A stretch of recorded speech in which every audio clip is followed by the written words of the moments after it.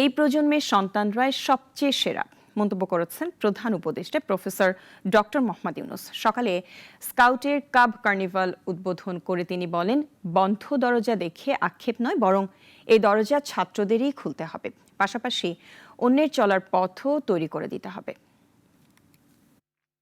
রাজধানী তেজগাঁওয়ে প্রধান উপদেষ্টার কার্যালয়ের শাপলা হলে বাংলাদেশ স্কাউটসের কাব কার্নিভালের উদ্বোধন ও শাপলা কাব অ্যাওয়ার্ড বিতরণ অনুষ্ঠানে প্রধান অতিথি হিসেবে উপস্থিত ছিলেন অন্তর্বর্তীকালীন সরকারের প্রধান উপদেষ্টা অধ্যাপক ডক্টর ইউনূস। এই সময় প্রধান উপদেষ্টা বলেন, জুলাই বিপ্লবে বাংলাদেশের স্কাউট সদস্যদের অংশগ্রহণ গৌরব ও অহংকারের।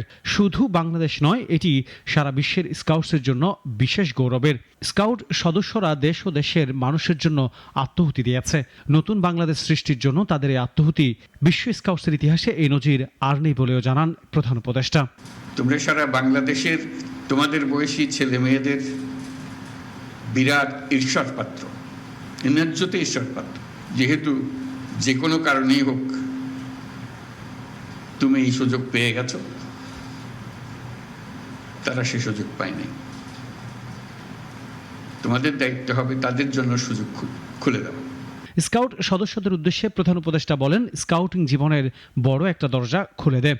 স্কাউট সদস্যদের দায়িত্ব হলো অন্যের দরজা খুলে দেয়া। বন্ধ দরজার দিকে খালি ইঙ্গিত করে যে আমাদের জন্য দরজা বন্ধ, আক্ষেপের মধ্যে থেকে গেলে এটা হবে না।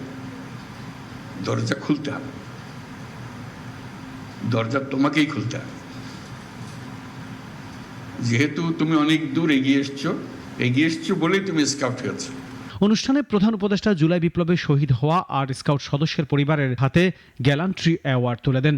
এছাড়া তিনি স্কাউটিং প্রতিযোগিতায় বিজয়ীদের মধ্যে শাপলা কাব অ্যাওয়ার্ড বিতরণ করেন। আনোয়ার হোসেন, নাগরিক, ঢাকা।